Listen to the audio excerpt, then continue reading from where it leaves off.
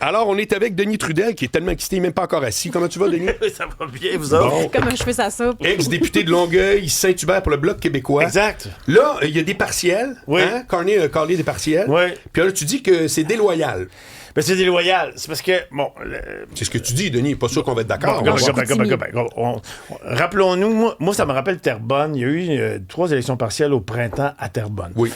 Il y avait 2 élections quelque part au Canada, je ne me rappelle pas c'est où, dans des forteresses libérales. Puis il y a eu une élection à Terrebonne dont on savait que ça allait être serré parce que l'élection s'était décidée par un vote à l'élection générale. Et là, moi, je ne savais même pas Je te fais ça. une parenthèse tout de suite. T'as-tu vu ça souvent, des élections qui gagnées par un vote? J'ai jamais vu ça. C'était quand même nouveau, là. Ouais, C'est une première. C'est quand même un vote. Moi, je pense à... J'ai fait... bon, je suis militant du Bloc, je pense que vous le savez aussi. Ben oui. Fait que j'étais allé faire du porte-à-porte pendant cette période-là, puis je me rappelle d'avoir croisé quelqu'un pendant la partielle, une dame qui me parlait que son mari n'était pas allé pour une raison qui a fait un flat, ou je sais pas trop quoi. Cette personne-là, si elle avait pas fait de flat, la réélection aurait été égale, tu sais. Fait qu'il y a un paquet d'affaires. Quand ça se décide par un vote, il y a un paquet de circonstances qui aurait pu faire que ça aurait viré d'un bord ou de l'autre. Mais bon, ce qui est arrivé avec Terrebonne, qui est intéressant, une chose que moi, j'ignorais. Comme il y avait 3 partiels, les partis pouvaient mettre l'ensemble des budgets potentiels, ils pouvaient le mettre dans une circonscription. Je te suis. Alors donc, explique comment sont distribués les budgets là, pour les gens. en fait, il y a des limites budgétaires par circonscription quand c'est une élection générale. Je pense que c'est autour de 120 000 $ que tu peux dépenser par circonscription pendant ta campagne. OK. Mais pendant une partielle, ils mettent tout ça ensemble, puis tu peux le mettre, les partis peuvent les mettre où Fait que si t'es ils sûr veulent. pas pire de gagner, tu mets 0. Voilà. Donc, et là, les 2 circonscriptions au printemps étaient des forteresses libérales, les 2 autres ailleurs au Canada.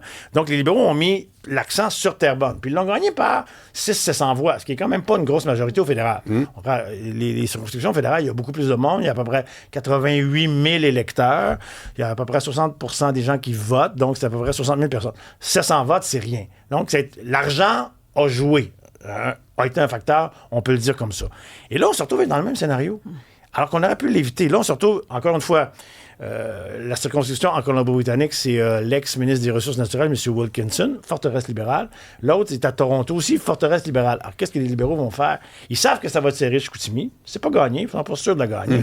Mais là, ils vont pouvoir mettre tout l'argent dans Chicoutimi, alors qu'on aurait pu l'éviter, pour toutes sortes de raisons. Pourquoi il n'a pas déclenché... Qu'est-ce que tu veux dire, on aurait pu l'éviter? Mais pourquoi il ne déclenche pas Saint-Hyacinthe? On n'a plus de député à Saint-Hyacinthe. Simon-Pierre Savard-Tremblay se présente au provincial pour le Parti québécois. Il n'est plus député depuis le 19 juin. La circonscription de Saint-Hyacinthe-Bagotte n'a plus de député depuis le 19 juin. Pourquoi ils ne le font pas? Ben, poser la question, c'est y répondre. Pourquoi ils ne le font pas? Saint-Hyacinthe-Bagotte, c'est libéral, c'est bloquiste. Oui. Pas par une grande marge. Ça aurait pu être serré, mais il aurait fallu que les libéraux mettent des ressources là. Alors, ils ont préféré se concentrer sur... Mais si c'est legit, Serge L'autre Trudel... affaire, juste un dernier petit point. Un dernier petit point. On sait qu'Alexandre Boulris, à la fin du mois, sera plus député de Rosemont-la-Petite-Patrie. Et on sait que Stephen Guilbeault aussi va laisser dans un mois. Alors, M. Cornet a très bien pu attendre octobre, après l'élection provinciale, et déclencher toutes ces partielles-là en même temps. Mais ça arrive aussi pour Chicoutimi-le-Fjord, là, le 31 août. La date aussi dérange plusieurs. Mais bien sûr, là, on va se retrouver on sait que, tu sais, en analysant les votes de l'élection générale l'année passée, Trump, les gens qui ont eu plus peur de Trump, puis ce qui a eu une grande influence sur le vote, qui a fait en sorte que les libéraux sont venus au pouvoir, c'est beaucoup les gens qui regardent les réseaux d'information continue. Puis ça, c'est les gens qui travaillent pas. Qu'est-ce que tu veux? Écoutez le bilan à 4 heures, écoutez les mordus de politique à Radio-Canada à 1 heure, c'est beaucoup ça. Puis c'est beaucoup ces réseaux-là qui mettaient les déclarations. Toi, tu veux dire que c'est écouté par des retraités? Beaucoup. Des gens qui travaillent pas. Je suis. Alors donc, ça, on sait que ça a eu un gros impact sur le vote. Puis là, ça va arriver dans une période où les gens là, qui sont au travail, qui ont des enfants, là, ça va être en pleine rentrée scolaire. Mais les gens, eux, qui regardent les réseaux en continu, eux, ils vont pouvoir, encore une fois, regarder ça. On va nous parler de Trump, on va encore parler de... Fait que, tu sais, ça risque d'influencer le vote des personnes plus âgées qui sont plus enclines à voter libéral. Mais alors, tout ça, c'est des facteurs que je trouve ça bizarre parce que ça amène un biais à la démocratie. Mais Serge Trudel, à t'entendre parler, on dirait que le but des élections, c'est de les perdre. T'es au courant que c'est de les gagner? Non, bien sûr. Non, peut-être que le Bloc, vous auriez fait la même chose de toi à moi. Là. Non, écoute, c'est sûr que M. Gagné joue avec la démocratie et il n'est pas dans l'illégalité. Pas en tout. Mais ça reste moralement indéfendable. C'est pourquoi il ne se lance pas dans toutes les élections en même temps. C'est sûr qu'il y a eu beaucoup de transfuges aussi là, qui ont fait couler de l'encre là-dessus. Oui. L'affaire avec les partiels, c'est que ça coûte de l'argent. Oui. Ça, c'est un autre dossier. Oui, c'est un autre dossier. Puis, tu sais, Chicoutimi-Le-Fjord, je veux dire, M. Martel, il a été élu il y a 1 an. Là, il accepte un poste au Sénat, tu sais, un an plus tard. Pourquoi tu t'es présenté il y a 1 an? Ça t'indique quoi, ça? Ben, ça m'indique quoi? Je veux pas être cynique, mais... Mais ça se prépare-tu sur 1 an ou bien il a reçu l'appel le mois passé? Je sais pas. Tu sais, on entendait l'hiver passé que les libéraux ont cruisé, en bon français, ils ont cruisé un paquet de députés conservateurs. Fait que M. Martel s'est probablement fait tirer l'oreille.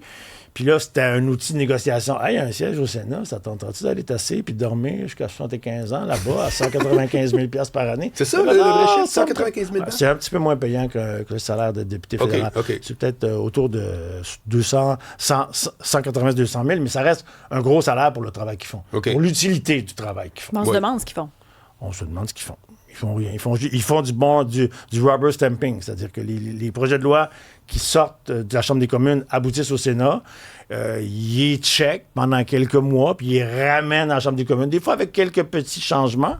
Mais c'est jamais arrivé que le Sénat bloque un truc. Non, c'est Ouais, jamais mais en arrivé. même temps, moi, je lui donne pas ce rôle-là. Je lui donne plus un rôle de, justement, une espèce d'expertise légale. Oui, mais on a toute cette expertise-là aux communes. Tu devrais avoir le nombre d'experts qu'il y a à la Chambre des Ouais, communes. sauf que c'est le vote qui vient tout scraper, justement. C'est que ça peut être d'un côté la moitié d'experts qui disent c'est bon, l'autre qui disent l'exact contraire sans expertise. Mais c'est la Si on démocratie. le voit de plus, ben voilà. C'est la Ouais, démocratie. ben, OK, Serge, je comprends, mais... Denis, excuse-moi. Denis Trudel. Ouais. D'ailleurs, Denis Trudel, ex-député de Longueuil-Saint-Hubert pour le Bloc, c'est quoi ta vision du Bloc au moment où on se parle? C'est quoi ta vision de... Ils font-tu un job actuellement à Ottawa? Ben, c'est sûr qu'ils font. Je veux dire, le job, c'est la voix du Québec. Tu sais. C'est un lobby du Québec. Tu sais, nous, quand on était là, les projets de loi qu'il y avait devant nous, on regardait toujours, OK, est-ce que c'est bon pour le Québec, pas bon pour le Québec? Honnêtement, on n'avait pas des grandes discussions. Là. 80% des projets de loi qu'on avait devant nous, c'était évident tout le temps. On est contre ou on est pour. OK. Ça sert le Québec ou ça sert pas le Québec. On a eu notamment des discussions, je me rappelle quand ils ont fait la réforme de la loi sur les langues officielles, il y a 2-3 ans. On a hésité. Il n'y avait pas beaucoup de gains. Il y avait des gains pour les francophones hors Québec. Alors, on s'est dit, mais pour le français au Québec, il n'y avait aucun gain. Le fédéral continue à envoyer des sommes astronomiques. Vous irez voir les études de Mario Beaulieu pour défendre l'anglais au Québec. Parce qu'en vertu de la loi sur les langues officielles, le fédéral défend les langues en situation minoritaire.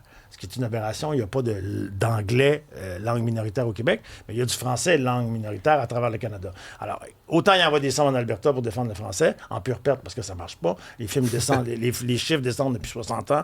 Autant il envoie de l'anglais, il envoie de l'argent pour défendre l'anglais au Québec, ce qui est une aberration. Là. OK? Fait que, tu sais, nous, on avait hésité, est-ce qu'on doit voter pour, contre? Évidemment, les Français hors Québec sont nos frères, sont nos cousins.